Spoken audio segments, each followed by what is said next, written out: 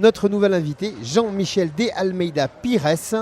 Ouh là là, mais c'est pas un nom qui nous viendrait du Portugal, ça, il doit être très content hein, aujourd'hui. Vous avez réussi à le dire correctement, je suis content. C'est parce que je me suis entraîné hier avec tous les noms de la joueurs de la Seleção, c'est pour ça. Donc, le service départemental d'incendie et de secours. Je crois que les gestes qui sauvent ont été vraiment à l'honneur lors de cet Euro 2016 sur la fan zone, n'est-ce pas? Effectivement, déjà, tout d'abord, merci de nous avoir invités.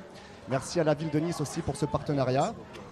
Comme l'a annoncé le professeur Guérin tout à l'heure, les chiffres concernant l'arrêt cardiaque sont mauvais.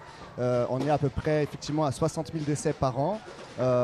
Première cause de mortalité chez les femmes, deuxième cause de mortalité chez les hommes. Si on ramène ces chiffres au sein du département des Alpes-Maritimes, on est à peu près à 1000 décès par an.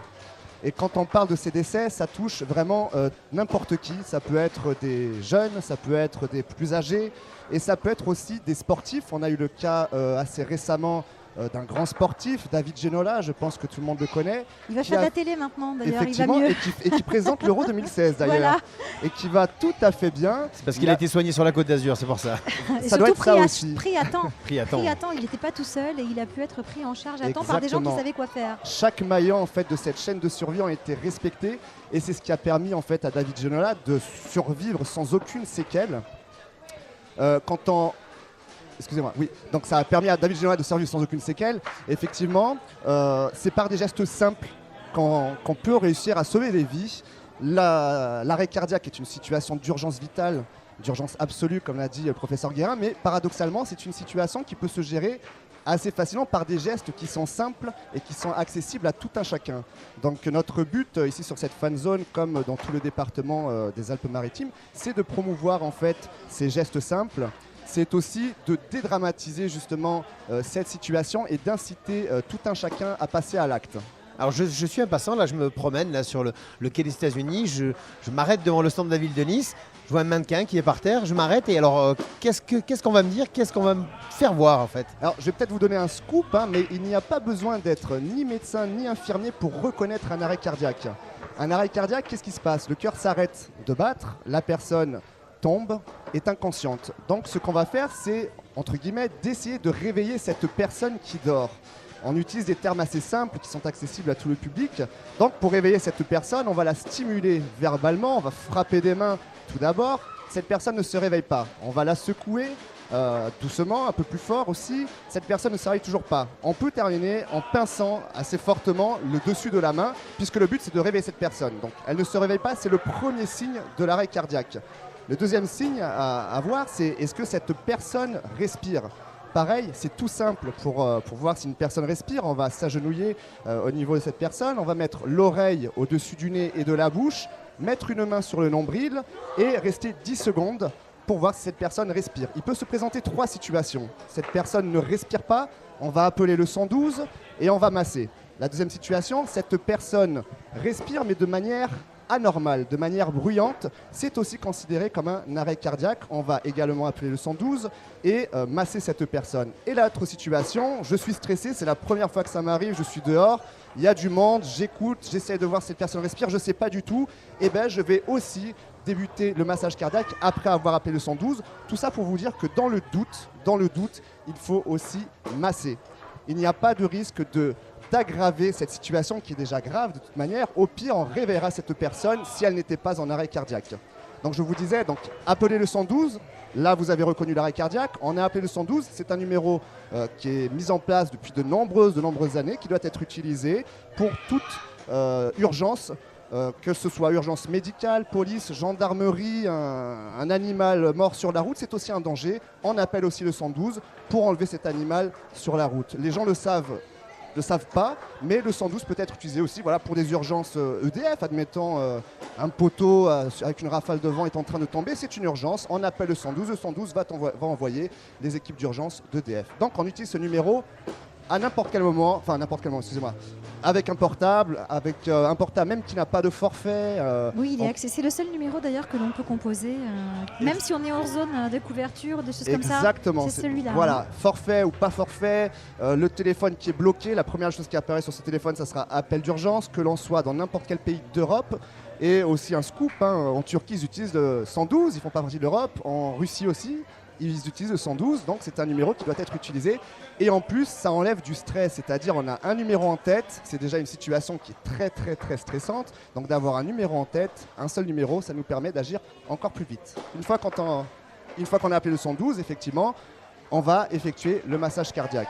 Le massage cardiaque, il n'y a rien de plus simple. On va poser une main sur la poitrine, au milieu de cette poitrine, au niveau de l'os dur qu'on appelle le sternum. Une première main, une deuxième main et les bras tendus. On va appuyer vite et fort, vite et fort, vite et fort. C'est le rythme qu'il faut avoir et ce jusqu'à ce que les secours arrivent.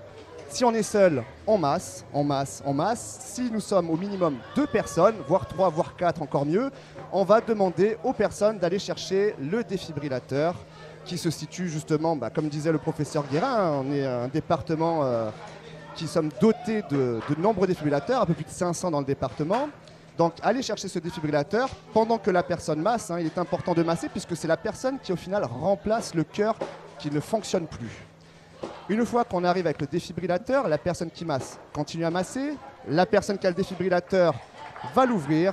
Et il va y avoir plusieurs matériels. Il va y avoir une paire de ciseaux qui va servir à couper les vêtements puisque le but, ça va être d'appliquer des patchs sur la peau. Donc, effectivement, si en ouvrant cette chemise, la personne est poilue comme moi un peu portugais, on a un rasoir qui permet de raser. Loin des clichés, bien sûr.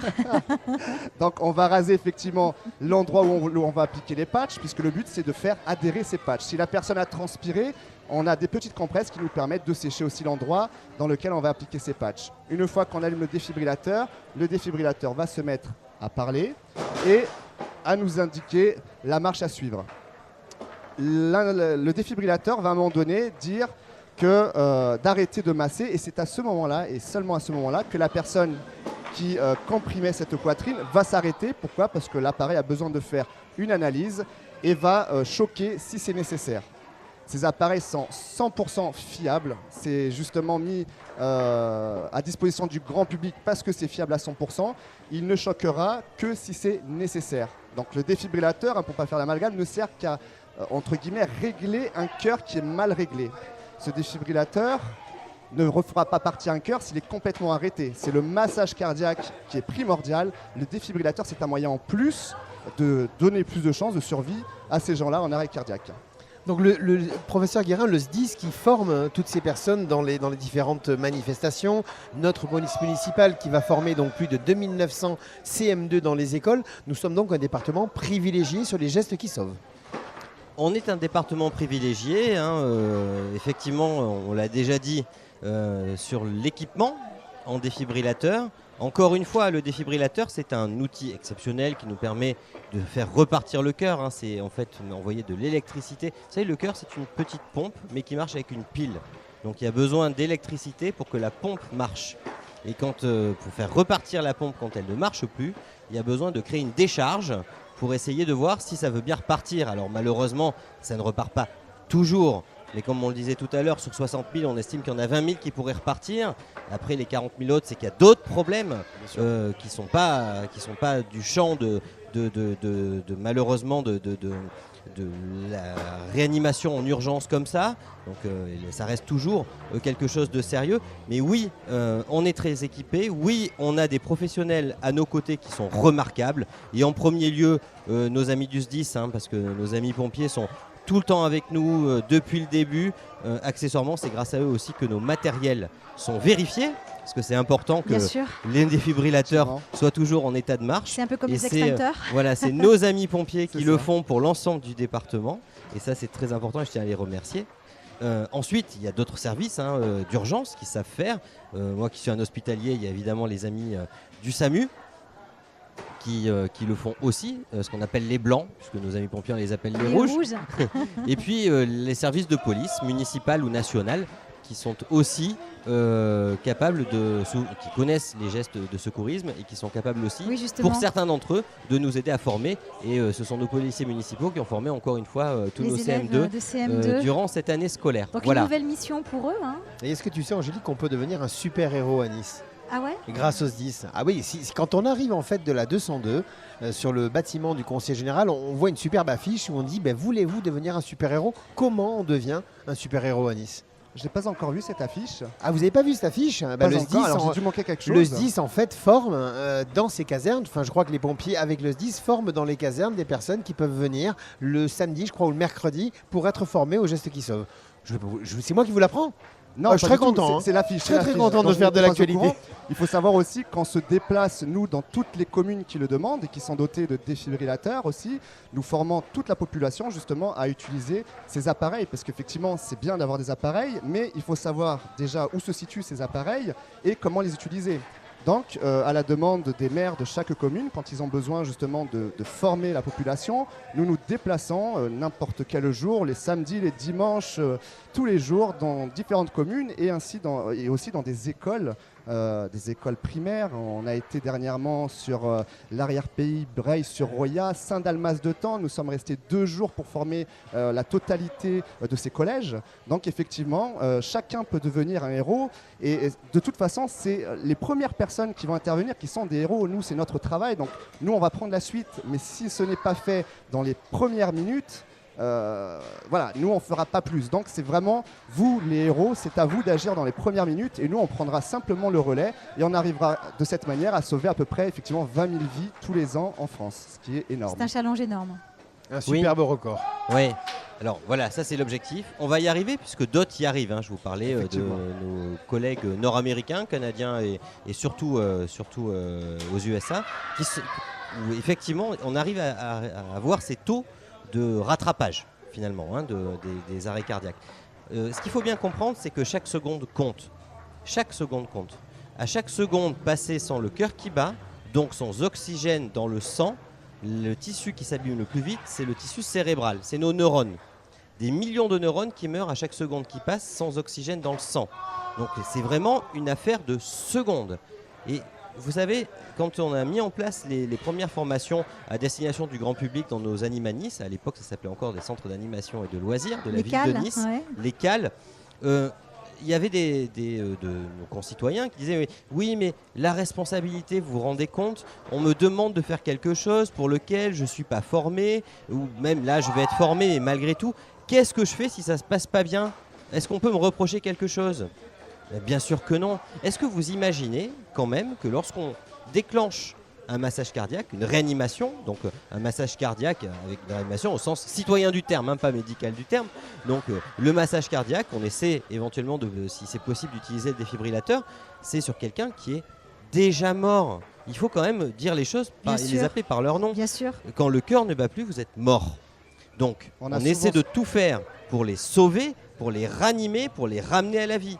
Si vous faites, vous citoyens, ce geste-là pour un de vos concitoyens ou un membre de votre famille, quand ça se passe par exemple dans un domicile, vous êtes simplement un sauveur. Pourquoi le super-héros? Parce que vous allez ranimer quelqu'un qui était mort et qui va redevenir vivant grâce à vous.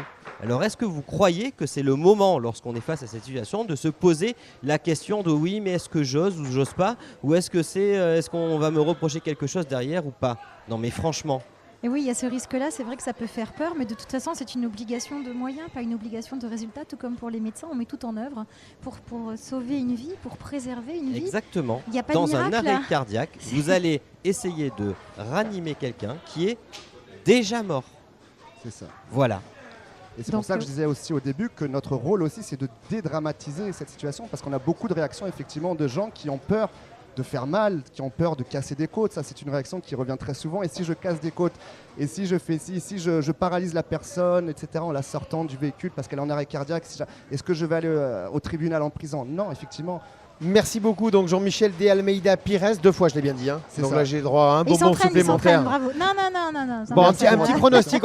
Il n'y a pas que le foot dans la ville, mais il y a aussi un petit peu de foot. Un petit pronostic pour le Portugal au bout ou il pas est au tout bout? fait, mon pronostic. Le Portugal va arriver en finale, bien sûr, avec l'équipe de France. Ça va être un France-Portugal. Voilà, c'est bien de perdre après, en plus en finale. C'est voilà, extraordinaire. Exactement. Déjà. Après que ce soit l'une ou l'autre qui gagne, je serai fier. Voilà. En tout cas, merci beaucoup pour. Quand est-ce qu'on peut vous retrouver là sur la fan zone encore jusqu'à la fin du mois? Sur la fan zone, nous sommes présents tous les les lundis, tous les vendredis jusqu'à la fin de cet Euro 2016.